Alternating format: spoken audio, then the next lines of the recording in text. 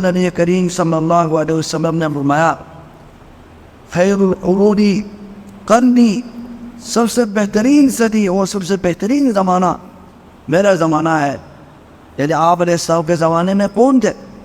صحابہ کرام تھے، اور ان کے بعد ثم الذین یلونہم، پھر ان کے بعد لوگ دوسری صدی کے جو لوگ ہیں حضرات تابعین ہیں، پھر اس کے بعد ثم الذین یلونہم، پھر اس کے بعد ان کے بعد والے ہیں، بعد کے طبقے ہیں، یعنی تبع تابعین ہیں۔ سب سے بہترین زمانہ سے مراد کون ہے؟ سب سے بہترین زمانے سے مراد اعلی زمانہ ہے۔ جب زمانہ والے ٹھیک ہوں گے، وہ افضل ہوں گے، تو پھر وہ زمانہ بھی سب سے بہترین ہوں۔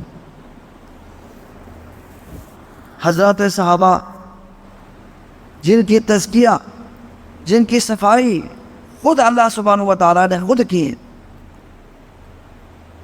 جنہیں اللہ رب العالمین نے دنیا میں ہی جنت کی خوشخبری سنائی، اور جن کے اوپر اللہ تبارک و تعالیٰ کی رضا اللہ تبارک و تعالیٰ نے ان کے لیے ثابت کر دیا، ان کے لیے سرٹیفکیٹ دی کہ رضی اللہ عنہم ورضوا عنہ، اللہ ان پہ راضی اور وہ اللہ پہ راضی۔